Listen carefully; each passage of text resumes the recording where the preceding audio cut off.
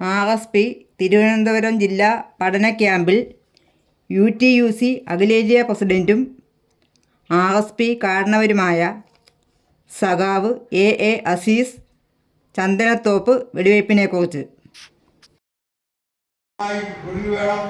അവകാശങ്ങൾ നൽകണം എന്നാവശ്യപ്പെട്ടുകൊണ്ട് തൊഴിലാളികൾ സമരം ആരംഭിച്ചു, പണിമുടക്ക് സമരം ആരംഭിച്ചു. ആ പണിമുടക്ക് സമരത്തിന്റെ ഒരു ഘട്ടമായപ്പോൾ 6-ാം ദിവസം ഫാക്ടറിക്കുള്ളിൽ ഓട്ടണ്ടിയും പരിവുമായിരുന്നു. അത് കടത്തിക്കൊണ്ടുപോകുന്നതിന് വേണ്ടി വാസുദേവ നായിക് എന്ന് പറഞ്ഞ ഒരു വ്യവസായി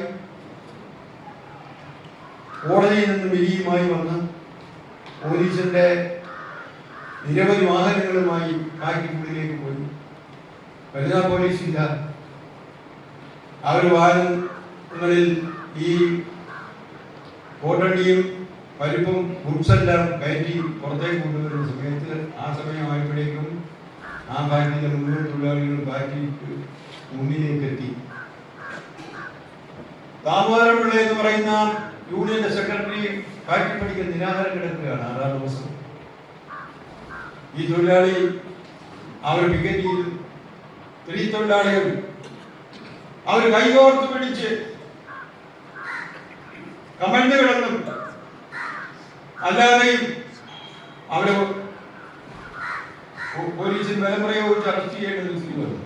ആര്? പുരുഷ പോലീസില്ല, സ്ത്രീ പോലീസില്ല. കൂടിയിൽ ചെല്ലമ്മ എന്ന് പറയുന്ന ഒരു സ്ത്രീ അവിടുത്തെ കൺവീനറാണ്. അവരെ കയറി പിടിച്ച വഴിക്ക് അവരുടെ ബ്ലൗസ് കയറിപ്പോയി.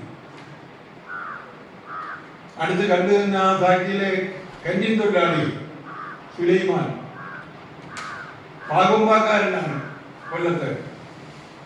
അദ്ദേഹം ഇതിന് നേതൃത്വം നൽകിയ DYSP ട്രാൻസ്പെറന്റിനെ പിടിച്ച് തള്ളി അദ്ദേഹം പോയി വീണു. ആ DYSP എഴുന്നേറ്റ് അടുത്ത് നിന്ന് പോലീസുകാരൻ്റെ പോക്ക് വഹിച്ച് അതിൻ്റെ വയലറ്റ് കൊണ്ട് കൊള്ളയ്ക്ക് 2 കുത്തുകുത്തി. 2ാമത്തെ കുത്തിൽ സുലൈമാൻ നിലത്ത് വീണു. ആ സുലൈമാൻ ഞാൻ നേരത്തെ സൂചിപ്പിച്ച ആ ബാങ്കിലെ കൺവീനർ ചെല്ലമ്മയുടെ മടിയിൽ കിടക്കാൻ പഠിച്ചു. അപ്പോൾ പ്രക്ഷുബ്ധമായി രംഗം. പുറത്തു നിന്ന ആളുകൾ പോലീസിനെ കല്ലെറിഞ്ഞു. ആ കല്ലെറിഞ്ഞ അവസരത്തിൽ പോലീസ് ആദ്യം ആകാശത്തേക്ക് വെടിവെച്ചു. ജനം പിരിഞ്ഞു പോയില്ല, അവർ ചുറ്റുവഴി വെച്ചു. ആ ചുറ്റുവഴി വെപ്പിലാണ് നിങ്ങൾക്ക് ചന്ദനത്തോപ്പ് വഴി പോകുമ്പോൾ കാണാം ഒരു സ്തൂപം, ചന്ദനത്തോപ്പ് രക്തസാക്ഷിയുടെ ഒരു സ്തൂപം നിൽക്കുന്നുണ്ട്. ആ സ്ഥലത്താണ് രാമൻ നിന്നത്.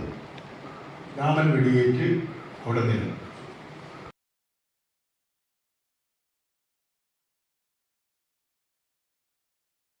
Straight forward, Vellanad, Aruvikkara.